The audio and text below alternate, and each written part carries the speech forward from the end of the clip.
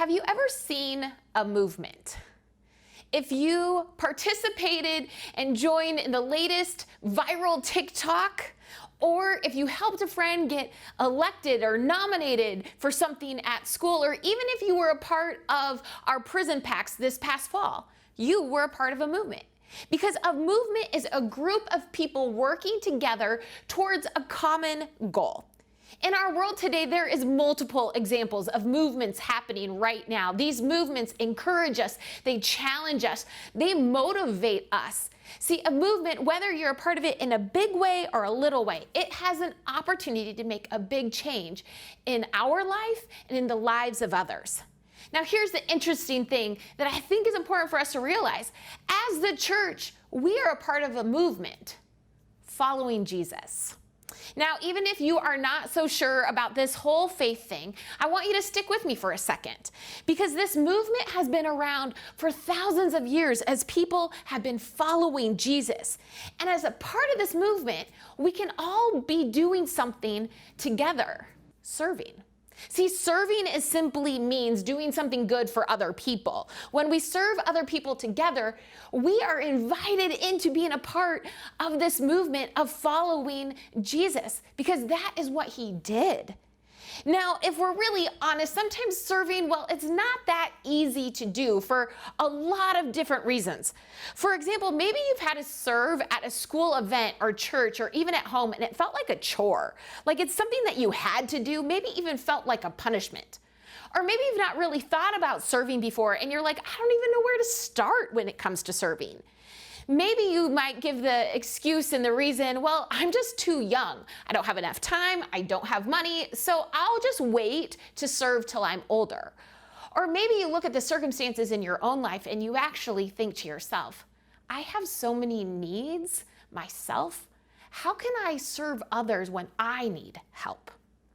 So often we serve people only when it is convenient for us, or we think it's going to be good for us. It usually is something that satisfies that requirement for school, or we think, oh, I'll get to hang out with my friends if I go and do that.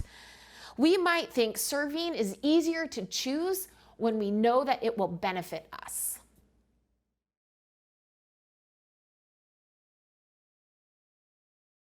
If we only think about serving as something to check off the list, well, then we are missing the invitation to be a part of something bigger that Jesus' movement is all about. See, Jesus sets the example of this movement of serving others and what it would look like. All we have to do is turn and look at his life and what he did and what he said. And so we're going to look at the book of John. Now, John was one of Jesus's closest friends, so everything that he recorded, he experienced himself firsthand. And we are joining in the story right now where Jesus and his followers, they are gathered together for a meal to celebrate this festival called Passover. See, Passover was this reminder of how God saved his people and brought them out of slavery, out of Egypt, thousands of years before. And in this moment, the disciples don't realize that they are actually having the last Passover with Jesus, because he is in his final hours of his life. This is the Passover we just celebrated right before Easter. And here, I want you to think about, what would you be saying to your friends if you knew you only had hours left of your life? What would you want them to know? What would you want to do with them? What would you say? Jesus turns to his disciples and he shares with them something so important, something that would help this movement carry on. And so Jesus got up from the table and he removed his cloak, his robe, and he grabbed the towel and he wrapped it around his waist. And then he took the water and he poured it into the basin. And he began to wash his disciples' feet, taking the towel and drying their feet. Now, some of you right now are like, what? Feet? I'm out. And don't worry, I'm right there with you. Feet aren't my favorite things. But here is what is happening in this moment. See, washing feet was an act of service. It's a little bit different than it is right now. Everyone would walk everywhere and they wouldn't wear shoes like you and I. They would have sandals on. And imagine the dusty and the dirty roads with the heat of the Middle East mixed in there, maybe even some animal poo. Think of the stench of the crud caked on to the feet of his friends. And the custom was when someone walked into your home, someone would wash their feet. This was not a glamorous job at all. It was actually saved for the servant. And here's the deal, friends. Jesus, the Savior of the world, the leader of this movement, he is the one that gets down and washes the feet of his friends. And get this. Nobody would have ever saw this if the disciples would not have written this down. Jesus wasn't posing for some perfect Instagram shot. Not at all. He wasn't doing this so other people would see it and think that he was cool or amazing. He didn't even do it because he had to. This was the job of someone else. He washed their feet for no other reason than to show them what serving others was about. Jesus served by doing something he didn't have to do just to help someone else. Now remember, these were the last moments of Jesus's life with his friends. He could have taken the time to talk about anything, done one last miracle, made sure they understood what was about to happen, and he chose to serve them. Why? Because it is so important to him. Serving others is a part of the movement that Jesus started thousands of years ago, and it is the part of the movement that you and I can still join today. Look at what Jesus told his disciples just right after that moment. And since I, your Lord and teacher, have washed your feet, you ought to wash each other's feet. I have given you the example to follow. Do as I have done to you.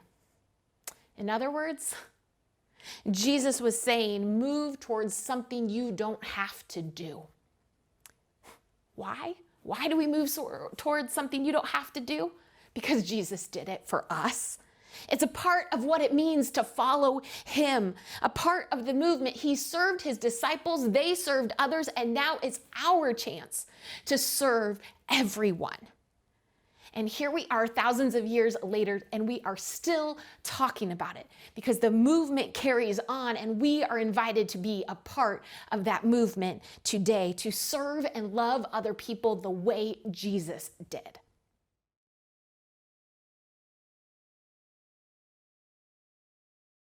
Our church is a part of this movement. We have an opportunity to partner with our celebration of hope. See, Elevate, over the next few weeks, we will be learning and serving together to help those who have been impacted by COVID-19 in 3 areas: hunger, health, and education. Now, here's the good news, Elevate. This is not just for the adults of our church. We have the opportunity to join the movement by taking 2 steps. The first is look for a need. Look for a need. Look for opportunities to serve others. Look for the opportunity to move towards something that you do not have to do. It could be the need that you have in your schools now that you're back in person. It could be a need that you see in your neighborhood, maybe a need in your home. Maybe you need to ask God to help you see and look for the opportunities to serve people around you. One of the ways you can do that is to be a part of our Celebration of Hope lobby experiences, because sometimes it is hard to know what the needs are around you. Well, our COH lobby, it's going to help you see the needs. Whether that's in our virtual lobby or here on campus, you'll have a chance to explore and look for needs that are both local and global. And once you have seen the need, and once you look for it, well then, meet the need. Look for the need, meet the need. Do something about it. You can meet the needs of those in your home. You can meet the needs of those in your neighborhood, in your school, your friends, on your team. Elevate, you have an opportunity to look for a need and meet a need. Just recently, the Care Center, our local initiative right here, came to Elevate and told us about a need in our community. They have been looking for needs and meeting those needs throughout the whole global pandemic, and they told us of one. Cereal. Our community has a need as simple as breakfast. So Elevate, guess what? We now know what the need is. So we want to challenge you to meet the need. We are going to do a cereal drive starting now and next week. You can bring as much cereal as you are allowed to bring to Elevate, and we will give that to the Care Center. If you can't come in person, we have an opportunity for you to drop it off next Sunday, April 18th from 1 to 2 p.m. outside of the Activity Center doors. We'll be there waiting for you to drive up and meet the need of our local community just by providing breakfast. Elevate, here's the thing. You're not just joining the movement because we asked you to or because cereal's an easy thing to run to Target or Walmart and pick up. We're joining the movement because Jesus set the example. Jesus has met our needs, and now it's our chance to serve others. And so when it comes to serving Elevate, move towards something you don't have to do.